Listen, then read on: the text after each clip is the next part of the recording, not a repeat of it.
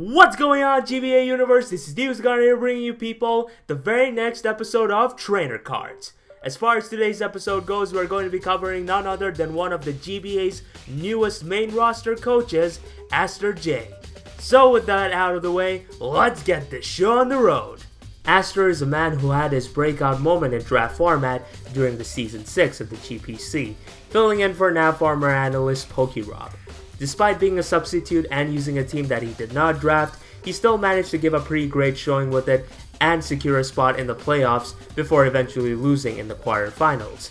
After that, he managed to earn his way into the NPL Minors through the Tryouts tournament, and after competing there for an entire season, he got promoted to the Majors division in the middle of the next season, and with all that being considered, along with his pretty decent record in the GBA D-League, he's managed to earn a total of 26 wins and 15 losses. Do note, however, that the reason why I am considering that season of the GPC where he did sub in is due to the fact that it more or less complemented his style, so there's that. Overall, it gives him a pretty alright percentage of 63.4, along with reaching playoffs in 4 separate occasions, so props to him. As far as Aster's teams go, these two would be a pretty decent example to define him as a player. The first team you see before you, as you may already know, was used in the GBA D-League, while the second one was used in the Season 6 of the GPC. When it comes down to an Aster team in a regular season, there always seems to be a set pattern followed, in regards to there always being a solid Volturn core, as well as a pretty fat Wish Passer that can also play the role of a Cleric, along with other bulky Pokemon to ensure that he never has to go into a game that follows the lines of hit or miss, as he always will have some Pokemon in his team to sponge hits, whilst passing wishes to ensure that his offensive Pokemon don't easily go down. It's a pure definition of balance and is something that has paid a lot of dividends for Aster during his league run so far. Speaking of paying dividends, if there ever was a specific Pokemon that did it the most for the Montreal Hapsalts, it'd have to be none other than Zygarde 50%. That's right, ladies and gentlemen, your eyes are not deceiving you, because in the span of just using it for one season, he's secured a total of 20 goddamn kills with it while suffering only 3 deaths, which is outright mental. Throughout most weeks, Aster would bring a variety of sets with this monster, ranging from just nuking things with Bandit Thousand Arrows, to Dragon Dance variants with Sludge Wave to catch those Tapu Bulus and those Whimsicots off guard, as well as some pretty nasty sets in Dragon Dance Coil, making it his opponent's biggest nightmare. He's been very impressive when using it, especially with the team support, as Aster would create a quite lengthy game plan to have his needed mons chip down anything and everything that may hinder Zygarde before finally coming in with it and picking up the pieces. The way he used it is definitely something that just showed how big of a monster Zygarde is in League format. And now for the final segment of the video, let's talk about Aster as a battler.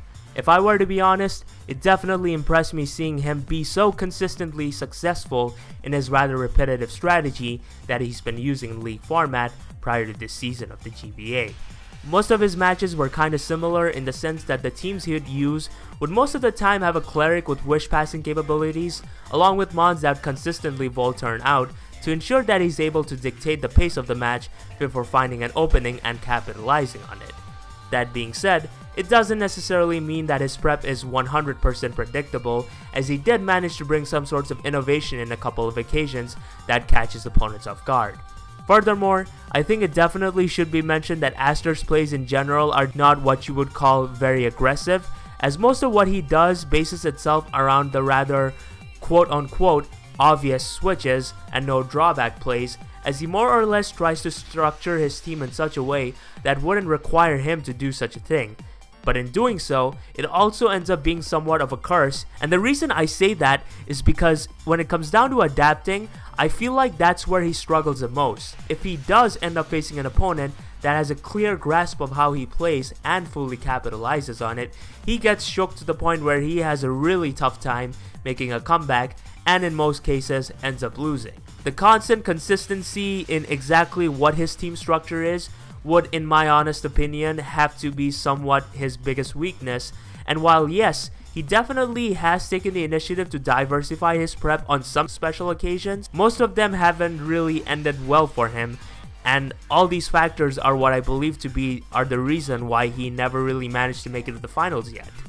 Despite all of that, Aster has given everybody a great showing in the recent GBA D League, ending the regular season with a 6-3 record, only to have it all be taken away in the semifinals, through Gangshot missing.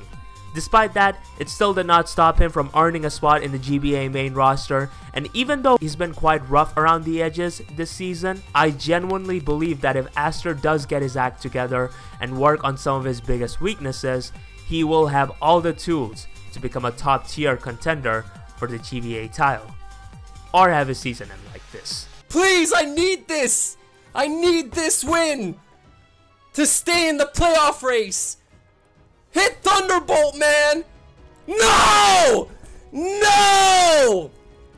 All around me are familiar faces, worn out. So with that being said, that wraps up this episode of Trainer Cards. I'm sorry for not being around for the last week, guys, due to some IRL stuff, but I promise y'all that I will be around for the remaining weeks.